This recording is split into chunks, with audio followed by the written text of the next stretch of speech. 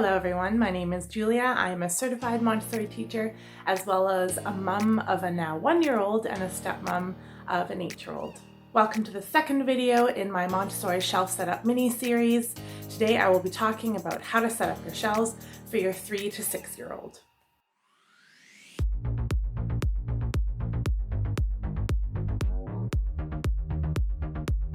According to Maria Montessori, by the time your child reaches the age of 3, they have gotten to the next sensitive period. This just means that they're now moving into the next stage of key developmental traits because they have mastered many of the fundamentals up till age 3. So by the age of 3, your child has most likely mastered gross motor skills, has started to be able to communicate in more complex ways, and is ready to push boundaries in their independence. Specifically, these are the most common developments you might notice in your child once they reach this 3 to 6 year age group. They'll have a strong sense of order and the need to order things, which is a precursor to math, a fascination with really small things, especially things found in nature, a desire to learn language and to understand how letters and their sounds play a part in language, and towards the 6-year mark, a great desire to socialize with peers. Now,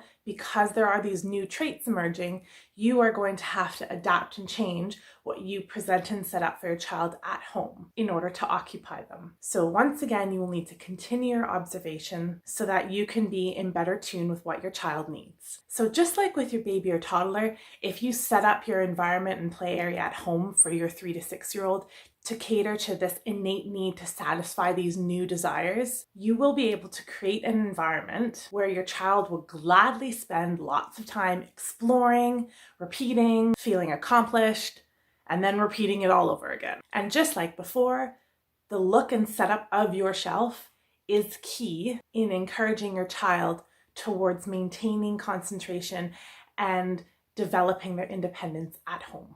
So here in Canada, age 3 is typically when most kids tend to go to some more kind of academically inclined preschool. And here on the West Coast, Montessori preschools and daycares are highly sought after, but also really pricey. And you kind of need to put your child on wait list for them before you even know you're pregnant. So it's safe to say the majority of us can't afford or aren't able to send our children to a Montessori preschool. Nonetheless, your home will always be catered to your children as opposed to a larger classroom or community. So even if your kid doesn't attend a Montessori preschool, that's not the end of the world because you can still set up a Montessori style at home. And because there are some universal things that start being taught at around age 3 anyway, some things like the ABCs, counting, art, and fine motor development. Now it just becomes a matter of how they're taught, what they're taught, and that's up to you on the home end. Okay, so you've got your shelves. Maybe you've had your shelves set up since your child has been younger than 3, or maybe you're wanting to set up something a little bit more structured for them now at home. You're aware of what sensitive periods they're in right now. You're aware of what activities and toys seem to keep their interest for longer. And you're gung-ho to keep going on setting up those activities and making sure they have exactly what they need to satisfy that innate desire of theirs in this sensitive period. Again, I still urge you to not throw your money away at everything that is super awesome looking and is titled Montessori Fine Development Motor Skills Style Toy. Rather, invest carefully and listen to what your child is telling you through their body and through their words now on what they enjoy doing. At this stage, there are a few extra and additional tools that you can introduce to your child whenever they are ready for it. And just bear in mind that they might be ready for it before age 3 or a little bit after age 3, but these are some new things that you might want to consider applying to your shelf setup at this point. The first is a mat. A mat is used to hold whatever activity a child is doing. It has 2 purposes. The first is to create a physical boundary so that whatever physical materials they are using don't end up spilling all over the place and becoming discombobulated or disorganized. The second way is it's a very visible way for a child to show that this is their space that they're working on, that this is their kind of bubble of concentration. In the classroom, there are enough mats basically for every kid or for every material on the shelf that would require a mat. And so you'll often see kids working back to back, side to side, face to face, but they're all concentrating on whatever is in front of them because it is so communally understood that the mat equals this is my space that I'm working on with this particular material at this particular time. Now, when I was shown in my training how to present the concept of a mat to a child, it was a very specific presentation. You didn't speak at all in it. So the idea is you want to show the child how to roll it up super, super tight and how to set it out without much flamboyance. The second tool that you might want to introduce is the use of trays in order to hold any pouring or transferring types of materials that have a lot of larger pieces to them. A tray ensures that any liquid spills or any of the rice or dried beans or other random objects you might be using is contained if it's spilled. And it's also a very convenient way for a small person to carry many objects at once. I found this at a local thrift shop and it was too good of a deal to pass up, and it was really good quality too. So my toddler, is he a toddler now? I guess he toddles. I don't know the year mark. I'm gonna call him a toddler now because he walks.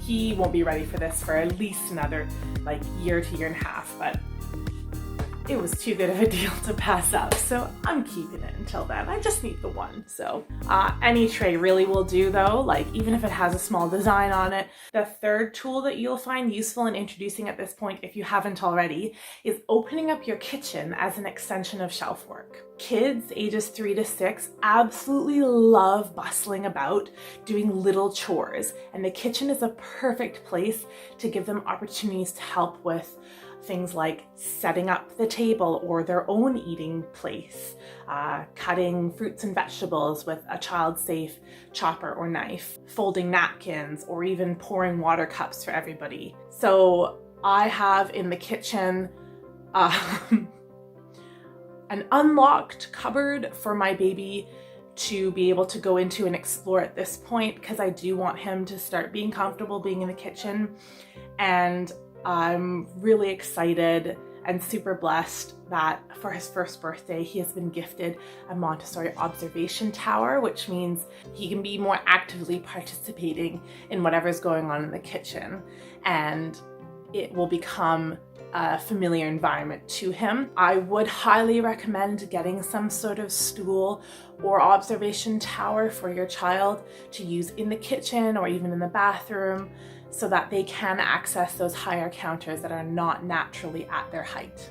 There are lots of jobs that a small person can do in a kitchen, as long as, you're also presenting to them the safety of where to not be or where to be during certain times. For example, if the stove or the oven is on.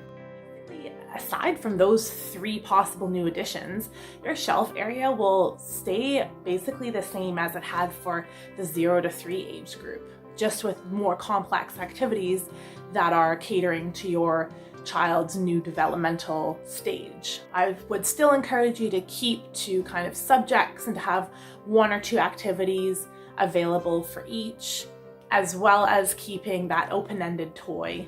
And if your child is anything like my stepson was when I met him when he was 4, that open-ended activity will take up most of their playtime and will be an amazing avenue for extreme inventive and creative play. Lastly, I haven't included specifically about a reading area because I kind of assume that most people already have some sort of reading area established in their home, whether it's in a bed or in a couch area or a comfy zone, I don't know, on the floor with cushions. In the classroom, obviously, there's an entire reading nook in a preschool and kindergarten class, which has a little bench or a little couch and an inviting bookshelf. Just one thing with the books, as with everything else, don't set them all out at once. Rotate through your larger stock and present some options to your kids until you notice that they are not going to that book anymore. Then it's time to switch it out. Finally, just remember, as always, that the play space that you offer for your kids at home is practice for the larger world. Just as, I don't know, lion cubs wrestle in order to practice and hone their hunting skills later on. Whatever your child does at home should have some purpose for the greater world as they grow in order to be able to navigate their way through independently. The great thing about this age is that most kids are able to verbally communicate what their likes and what their dislikes are.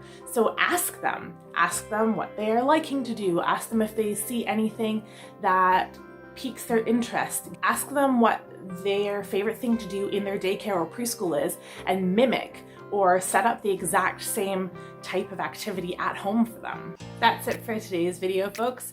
Stay tuned for the next in this mini-series, where I will be demonstrating the Montessori style introduction for colors, numbers, and letters. In the meantime, stay safe and stay sane.